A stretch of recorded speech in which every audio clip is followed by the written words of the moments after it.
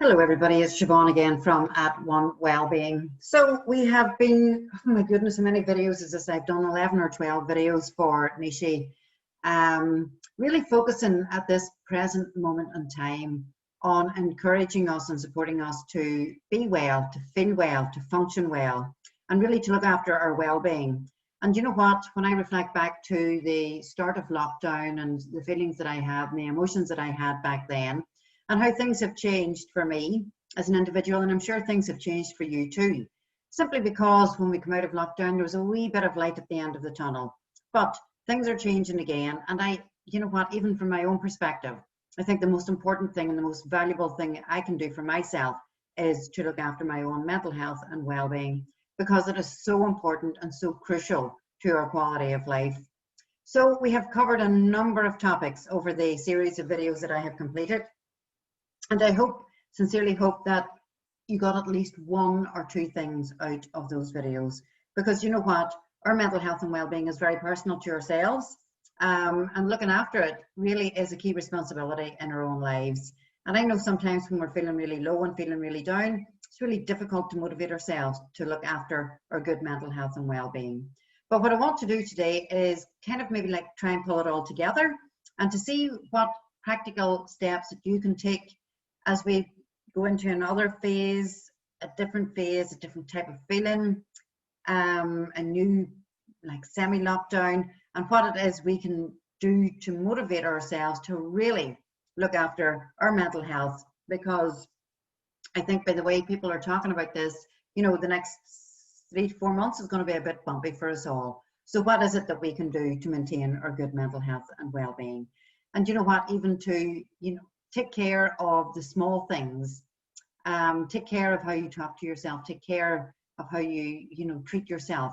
And what I'm going to do today is just basically take us through a presentation again. You know the routine, so just give me a wee second till I get the presentation up. And as I say, it really is to refocus us and to re-establish what it is that we can do to make ourselves feel well. And you know what, it's not easy. It's not easy, because I know myself, like I am a human being. I listen to the news, I'm hearing what's going on, I'm thinking about the future, you know, the short-term future, and how, you know, all of this changes my life once again. But you know what, I think I've built some form of resilience to it, because I have spent a lot of time really taking care of myself and doing the things that I know, number one, that I enjoy, number two, that I get a real kick out of, and number two, that make me feel really, really good about life. And they might be slightly different to the things I was doing before, you know, like going on my holidays and, you know, spend 2 weeks in the sun and all of that stuff that I absolutely love doing. But you know what, I have found a way to nurture myself and to look after myself. So we started, the very first video we did in this series of videos was around the 5 steps to well-being. So the outline for today's session is the 5 steps to well-being, and really just coming back to those 5 steps, because you know what, that's a framework for maintaining good mental health and well-being. And we talked in a lot of detail. Now I'm not going to go into a huge amount of detail today. Today is just about reminding you of the things that you can do, of the changes that you can make, of the goals that you can set yourself, of the positive way that you can talk to yourself, and being grateful and being compassionate and kind to yourself, building that confidence and self-esteem, addressing that inner critic, looking at motivation, and then we're going to end up talking about self-care. Because you know what, see, at the minute, self-care is my utter priority, because there is so much going on that we could get dragged down in the rabbit hole of information overload, of bad news stories, of fake news stories, and all that goes on at a time like this, when, you know what, we're getting it tight enough. So we're going to talk about the 5 steps to well-being. We're going to look at a bit about goal setting for your own mental health and well-being, how you can start then to make some changes. Because you know what, making change is not easy. Even, you know what, even changing how much water I drink in the day sometimes is not easy. But let's talk about how to make those changes. How grateful, you know, expressing gratitude every day. And what are we grateful for in life? Because there's always something to be grateful for. Every single day, there's always something to be grateful for. And how kind are we to ourselves, and what do we say to ourselves, and how we nurture ourselves. And then that bit about building self-confidence and self-esteem, because you know what, if we are persistently having low mood, it really does affect our self-confidence. And that's that sense of, you know, judging yourself harshly, and what it is that we can do to start even to question ourselves on what we're doing to ourselves, how we're speaking to ourselves. That inner critic. I don't know about you, but you know what? It's there. It's there. And I do all of my part every day to silence it, because if it gets a hold on me or a grasp on me or a grip on me, do you know what? It's difficult to shake it off. And just to try and think of some practical ways that you, as a human being, going through this, that we're all going through, experiencing it differently than I'm experiencing it, than your friends and family are experiencing it. But you know what? How can we silence that inner critic? How can we give ourselves a break? Because, you know, at this present moment in time, don't we all deserve a break? Then, you know, when you can't go out and do your normal things, when you're in the house more, how do you continue to motivate yourself to even to look after your well-being, to do the things that you know are good for you, that nurture you as a human being? And as I said, we're going to end with self-care, the most important thing we can do for ourselves. All right. So let's reflect back on the 5 steps to well-being, right? So as I said earlier, we did go through these in quite a lot of detail. Go back to the YouTube channel, the Nishi YouTube channel, and watch these videos. You know, I know some of them are long, and if your attention span's a bit like mine, like kind of goldfish-like, you know what, break it down in manageable chunks. Watch a wee bit of it, take a break, come back to it. But the information contained within each of the videos on the YouTube channel, there is something there for us all. Because you know what, I talk from experience. I talk from things that I know that help me. I talk from experience of having like, oh my goodness me, my self-confidence isn't great, my motivation levels are really bad, I can't do anything for myself. And you know, that way you talk to yourself and it just goes round and round and round in your head, and it becomes a vicious circle. And what these videos try to show you what you can do is do something for yourself. All right. So at the outset, we talked about connecting. And you know what? Connecting is the cornerstone of our good mental health. And what happened at the start of lockdown? Our connections were reduced greatly. Personally speaking, my connections were reduced to one person in this house. I didn't see anybody else in this house by myself. But the beauty of it is then Zoom and having conversations on the phone, and then being able to go up when the weather turned a wee bit better and sit in mommy's backyard, and you know, maybe 1 or 2 other people. It's a big backyard, thank God. But that's what I missed most about you know, what I couldn't do during the earlier stages of lockdown, was that sense that I had lost connection. And it's so important for us to maintain good human connections, to do whatever it is we can to maintain connections with our friends, with our families, with our colleagues, because that sense of connection really anchors us as human beings, and it makes us feel part of something bigger and part of something important. And if you reflect back on some connections that you lost during lockdown, you know, how did that make you feel? Of course, there are some connections that we can lose and can make us feel really, really good, because those connections may not be good for us as individuals. But to maintain and retain good connections is good for our mental health, because you know that even talking to somebody on the phone or having a chat on Zoom, not ideal. Of course, it's not ideal, but it is helpful. And when our human connections are reduced, we find ways that we can positively connect with other people. Now, if you were like me at the start of lockdown as well, I was connecting to, you know, all sorts of news stories. I was head, nose and ears, television, Twitter, Facebook, BBC, Sky News, watching all of the press conferences, listening to all of that stuff. And I decided at one stage, you know what, this way of connecting into information is not making you feel good. So literally I switched everything off for 2 hours a day and just took it easy, right? So if you think about your good mental health and well-being and how being connected to other people is good for it, what more can you do, especially now when we're becoming challenged again? The second thing that we talked about was taking notice. And at the start of the initial lockdown, my goodness me, did you get an opportunity to take notice more? Did you sit in your house and hear the birds sing? The bird song. In fact, did you take notice of less road traffic, less activity in the skies? And the birds were absolutely beautiful. that bird song every morning. I also was able to hear things that are going on every day in my community, like the ringing of the church bells.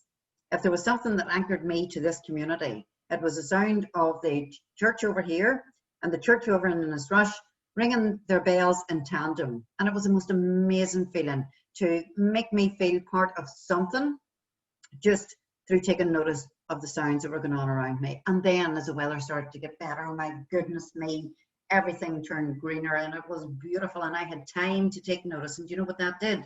That made me feel so much better. I even put up a new fence because I noticed, for the first time, I've been here 14 years, I noticed that the fence that I had up was an absolute disgrace. But I was so busy, in and out of the house, running to the front door, opening it, locking it, never even looking. And I had that time just to slow down and take notice of the really good things that are happening, the really good things that were going on around me. And that, in the times that were and the times that may come, that ability to take notice and to slow down is so nurturing for our mental health. Because you know what, in the act of taking notice, you are bringing focus. And when you're bringing focus to the sound of the birds singing, or the sound of the church bells, or the laughter of children in a house somewhere down the drive, you're taking notice, and it's actually anchoring you to the spot. And we talk as well in taking notice about mindfulness and that use of the breath to anchor you to the here and now. And I said in the original video, you know, some of us look into the past for answers, or some of us actually live in the past and go regurgitate over and over again the things that we did and said, and what somebody said to us and what they did to us. And some of us project ourselves into this future, and like, I wonder what will happen, and how will I feel, you know, on the run up to Christmas? Will I be able to celebrate Halloween? What will Chris? And so we're projecting ourselves into this future, which it does not exist. And mindfulness uses the breath, that breath in through your nose, hold it out through your mouth, that anchors us to the here and now and allows us to bring focus and attention to the here and now, because peace of mind exists in this moment. It doesn't live back there, because that doesn't exist anymore. That exists in our memories. We cannot live in the past. We cannot project ourselves into the future. It is impossible. So where do we find peace of now? Right here, right now, listening to the birds, you know, seeing the flowers grow, watching, like I planted seeds and I watched them grow and grow and grow, and taking notice was just amazing, beautiful. And also what facilitated me to take notice was becoming much more active. So when I couldn't go out for a drive in the car, there was no point, I was driving around in circles, and then you had the limits and all of that. Becoming more active, actually, I started to walk. And as I walked, I took more notice of the Claddy River, for example, those beautiful days walking along the Claddy River, and it was just gorgeous to see the river flow and the smoothness of it, and it was absolutely beautiful. But what being active did for me and my mental health was take me off my backside out of the house for an hour every single day and to go for a walk. Nothing more. I didn't start doing squats, I didn't start doing press-ups or sit-ups or planks. Going out for a walk. It's the simplest thing that I could do for myself, and one of the most effective things that I did for myself, because there is that feel-good factor when you get up and do something rather than sit and do nothing. And you know, when you sit and do nothing, then you start to beat yourself up about it. Oh my God, I wish I had have done. And you know, being active is so incredibly important for me now. It's something that I recognize that had slipped really badly in my life, really badly, and then I was too busy to do any exercise. But you know what, I used this opportunity, and this is the positives as well that I reflect on as I went through this stage, you know, those earlier stages of full lockdown and the fear and everything else. Being active really helped me to actually lose all of that, like, worry and panic and fear that I was experiencing, because when I was out walking, I was focusing on what I was doing. I was feeling good about myself. I was feeling energized. I was feeling that, you know what, Siobhan, you are taking care of yourself. And there was another part of it as well. And, you know, again, on reflecting on what has happened and looking forward to what might happen.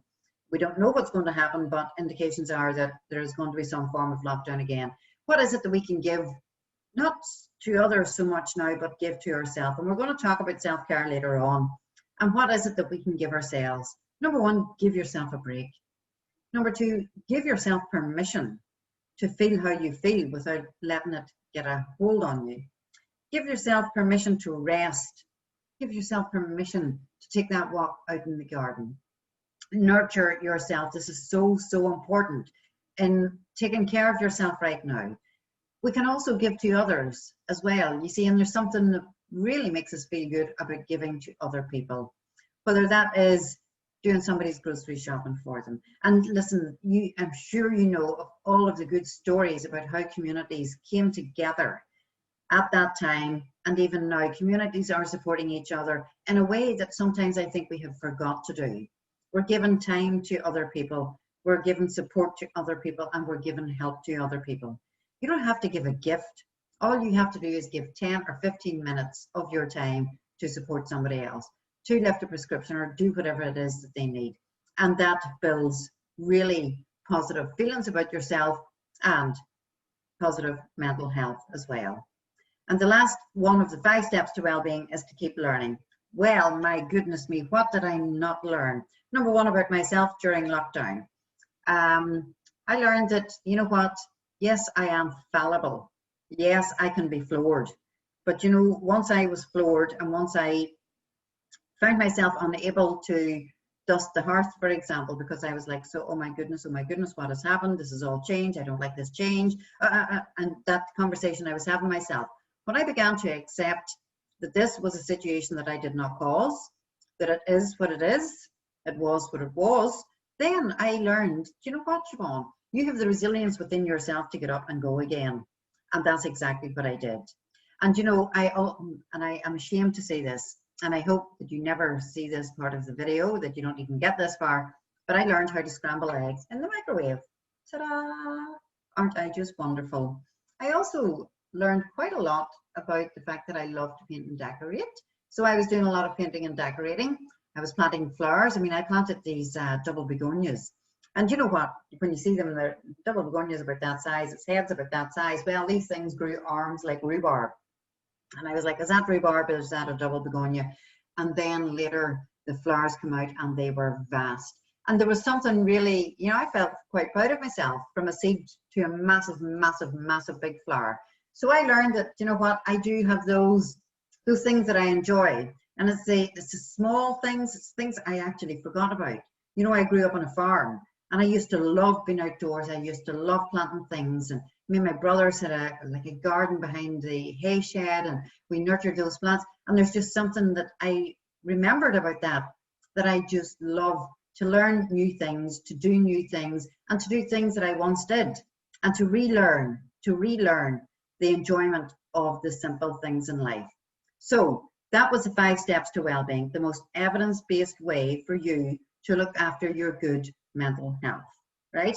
But what we did then was we moved on to look at other things that we can do to maintain good well-being, to really build well-being into everyday life. And so I trained as a life coach a couple of years ago, maybe 3 years ago, and I have been coaching people ever since. And there is an approach that you can use to really maintaining and building well-being into your daily life. And it is a 6-step approach. Basically, it's called growth, which is number 1.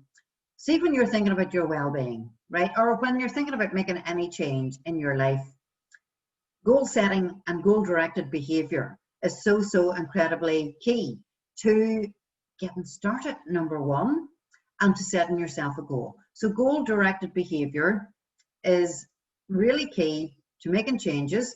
And you know what? Say if you set yourself goals around the 5 steps to well-being, then you start to take action. Then you become more motivated. Then you have something written down that you commit to. So what is your goal? So for example, my goal was to build up to walking 4 miles a day. Now, if I reflect back to March, April time, and it was like, right, okay, you haven't walked the length of yourself in like years. There was no way I was going to set myself a goal that you'll walk 20 miles in a day. Not a chance, because that goal is not realistic. So my goal about building up to walking 3 miles a day or 4 miles a day over the space of 2 months, I thought was, you know what, I could do that. That is realistic. And the reality surrounding it is I can put my trainers on, walk out of the front of my house, up the street, down the road, and I get to Claddy River, and they have built the most beautiful facility along Claddy River. Really, really popular, really beautiful, pathway runs right across, or right alongside the river, and it babbles and it bubbles and it flows, and it is just amazing. So it is a realistic goal, and the reality is, do you know what? I can do it.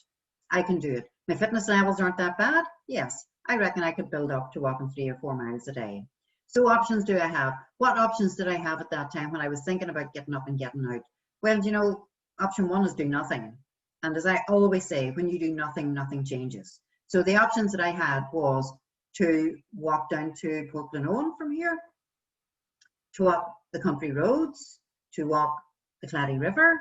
You know, I had so many options to get into the car and go down to Port Glenone Forest. So what options do you have, and how willing am I to make those changes? So see, when it came to that decision and that goal to start to walk, I was fully committed, because being here on my own all day, doing nothing, feeling bad, feeling worried, feeling concerned, feeling anxious, feeling really stressed out, although there was like nothing you could put your finger on that was stressing me out. Do you know what? It was an absolute priority for me to do something.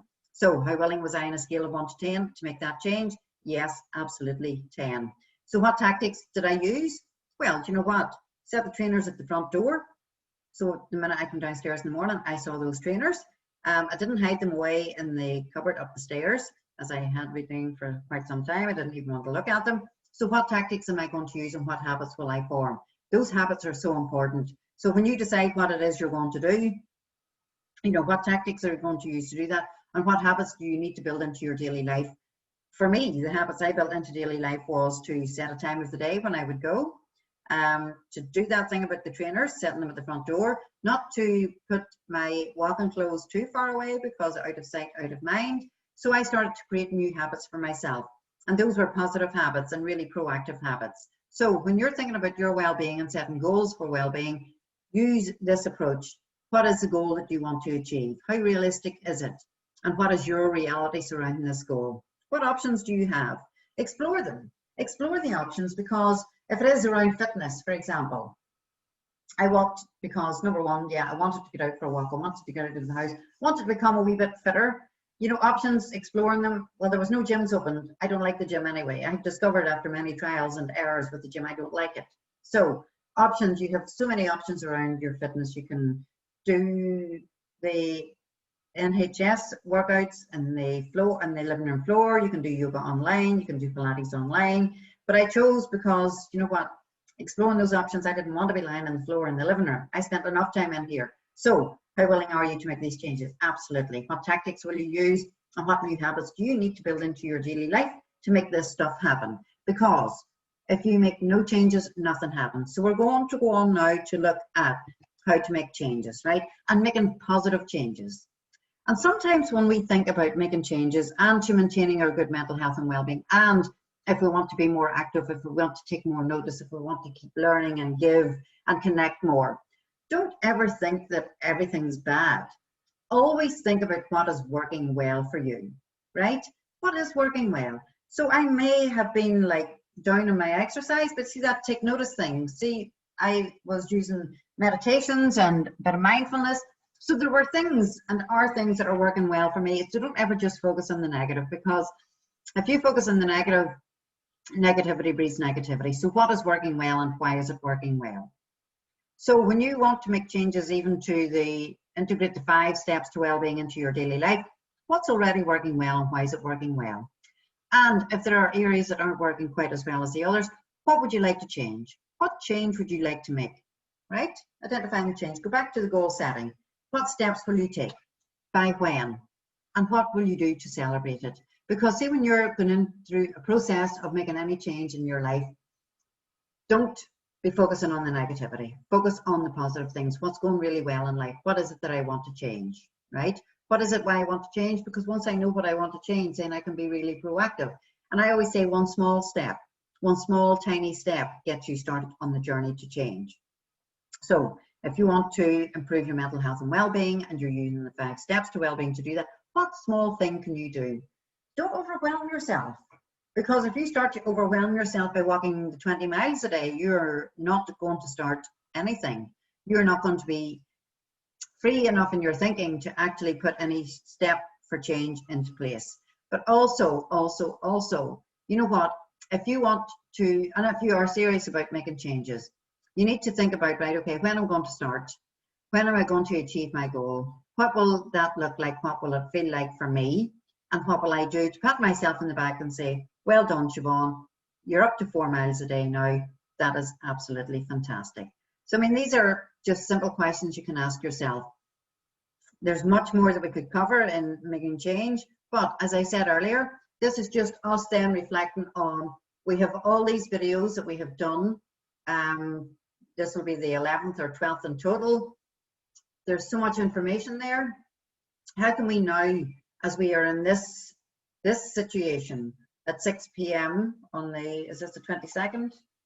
6 p.m. on the 22nd of September, things change for us again.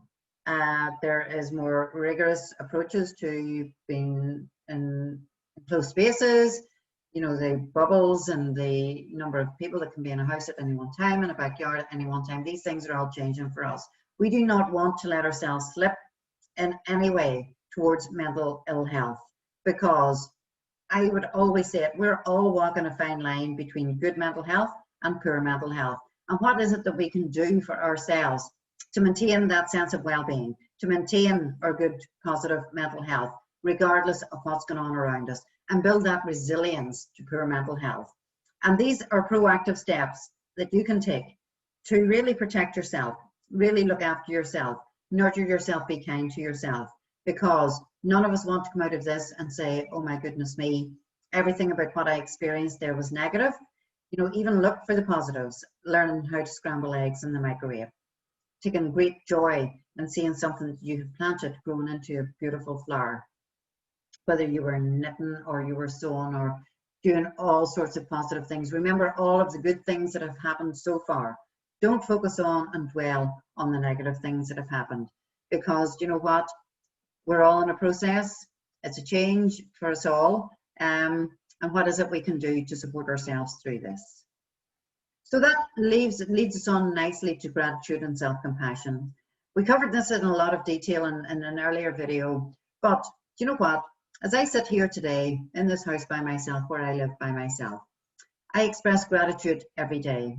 I always think about the things that I'm grateful for: the roof over my head, the fact that I have a laptop, the fact that I am able to do these videos, the fact that I can get into my car at the moment and drive to the shop, that I can go and see my parents, that I can stand outside the windows of my brothers and sisters' houses now, that I take great joy in visiting my nieces and nephews who, remarkably, one of the most positive things that happened for them during lockdown was they bought 6 hens and they set up a business.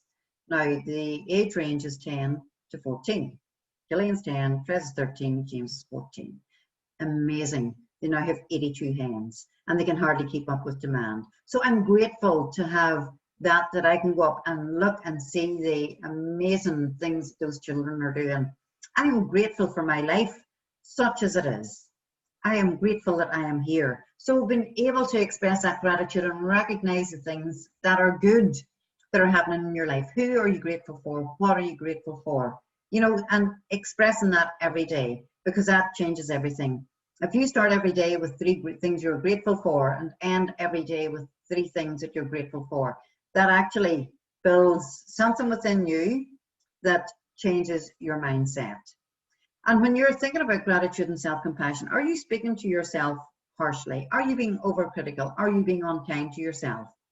And we covered the self-compassion exercise earlier. And really, when you're talking and being overcritical of yourself and unkind to yourself, and you are not showing yourself any compassion, and you are beating yourself up, and you maybe are calling yourself for, oh, you know, oh my goodness me, you're rubbish, or you're stupid, or you're this, or you're that. You are being unkind to yourself. What way can you build self-compassion into your life? And just think of this: if your friend was standing in front of you and you said to your friend all of the things that you were saying to yourself, what do you think they would say back to you? And would you speak to that friend? Would you say, you are rubbish, you're not good enough, you look awful? Would you say those things to your friend? No, you would not. And we talk about these conversations that we have with ourselves. And these conversations that we have with ourselves can have such an impact on our self-confidence and self-esteem. Building our self-confidence and self-esteem is really important every day. But I think in these days, you know what, maintaining that confidence when maybe you're not at work, maybe you're sitting at home and maybe you're doing Teams meetings and maybe there are people talking over you and it's making you feel like rubbish and maybe people aren't listening to you and you've lost your sense of place. Even within your family, you've lost your sense of place. You know, you can't see people as often. You were always the one that people came to. You were always the most helpful one. So ruminating and thinking about that can really have an effect on our confidence and self-esteem. What is it you feel about yourself? What makes you feel this way? You know, when you're talking to yourself in those negative ways that we mentioned in the last slide, has this stuff served you well? You know, has being nasty to yourself or judgmental to yourself or overly critical of yourself, has that served you well? You know, that judgmentalness, I know there's no such a word, that harsh, judgmental tone of voice that you use with yourself, does it work for you? Does it make you feel good? You know, if you're sitting having these negative conversations with yourself, using all sorts of negative words and all sorts of pejorative terms about yourself, you know, that leads you to think, I'm not good enough. Yeah, just think about it, right? And I would encourage you, because these are the most important conversations that you have every day, are those conversations that you have with yourself.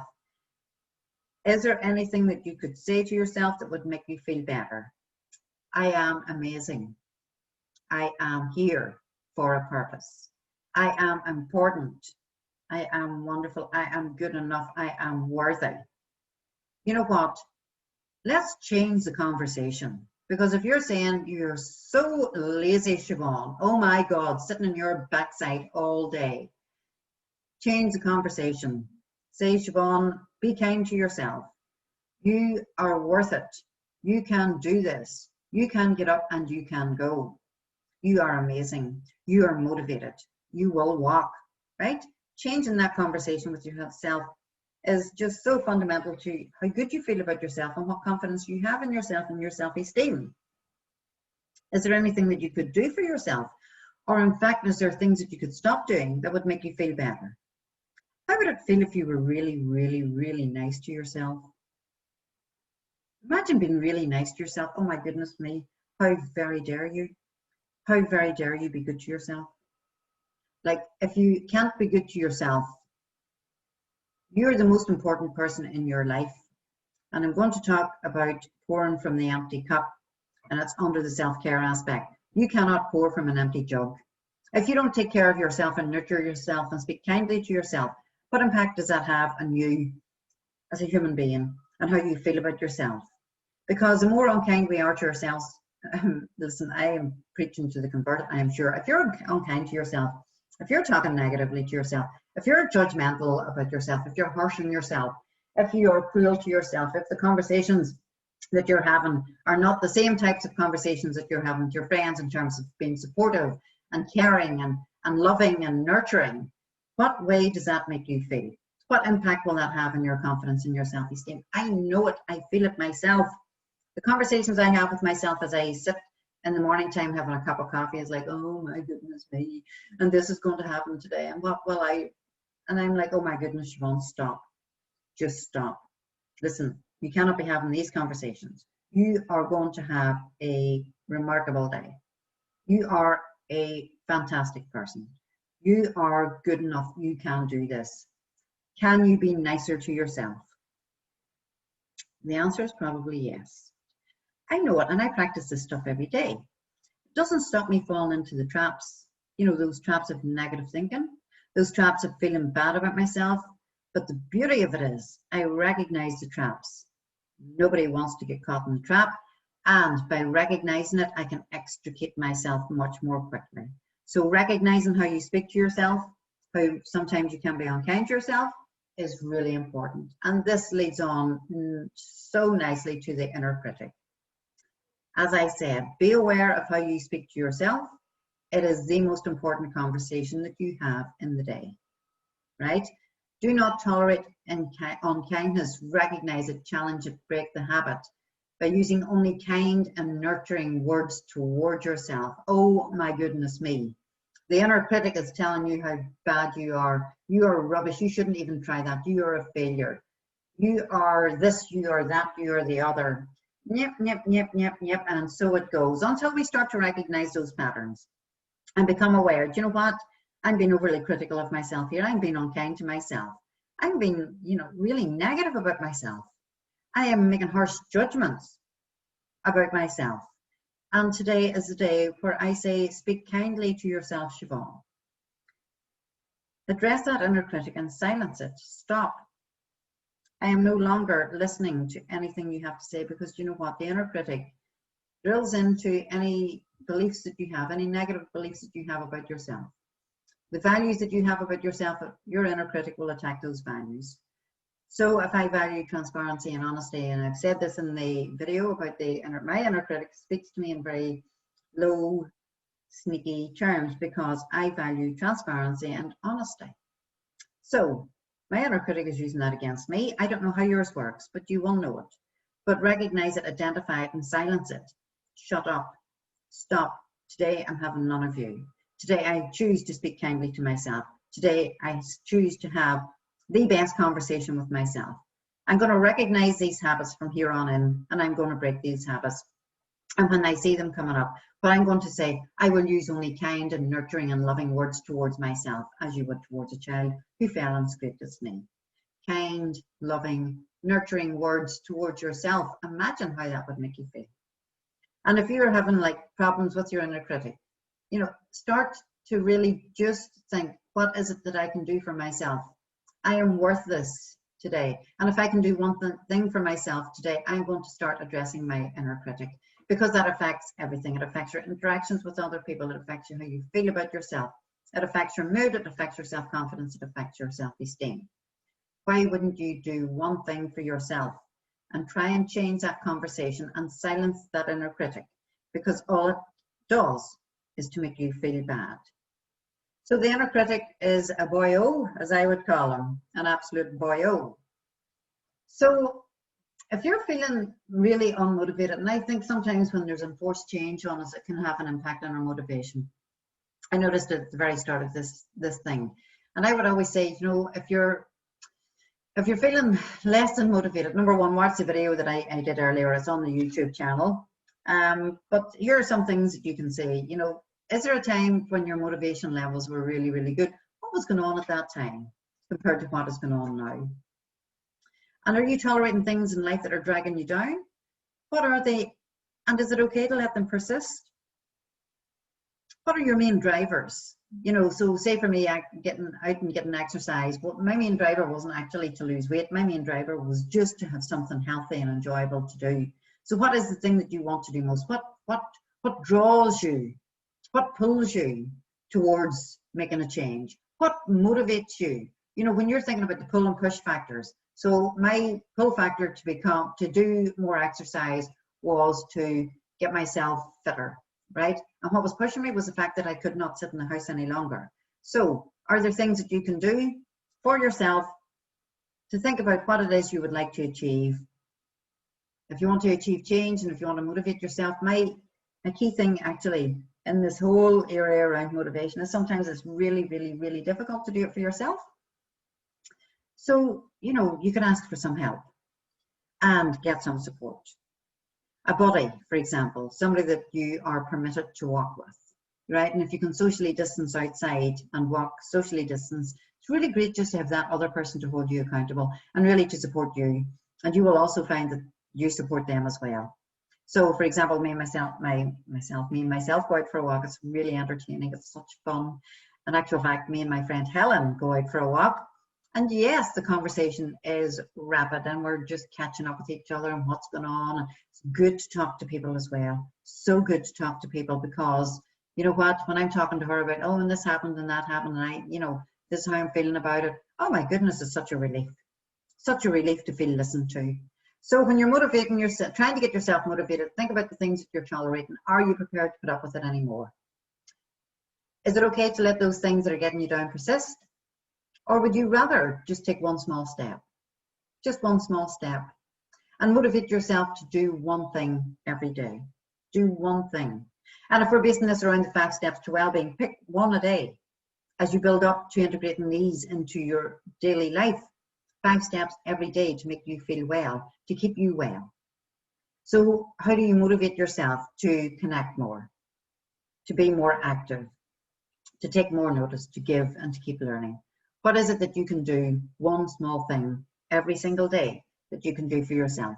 And use the 6-step approach, the growth approach, the making changes approach. You know, the more you focus in on the practical things that you can do for yourself, they can become less and less overwhelming. Whereas if you're like, okay, this big massive thing and I need to do and I need to do, you will find yourself maybe stuck to the spot.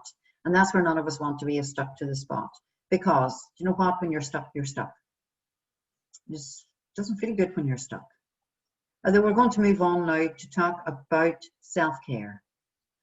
Because when I look back on my reaction to the first lockdown, and I was like, you know, when I come out of myself, I was like, oh my goodness me, I can't believe I reacted like that. And I had to stop that conversation as well, because it was like, oh my goodness me, Siobhan, you're not as strong as you thought, and you're not like, blah, blah, blah, blah, blah, blah. Right, okay, Siobhan, it was what it was. You reacted in a particular way to something that you had never encountered before. But the minute that you started to accept it, then you were able to build self-care into your daily routine and not worry about sitting on the sofa for an hour.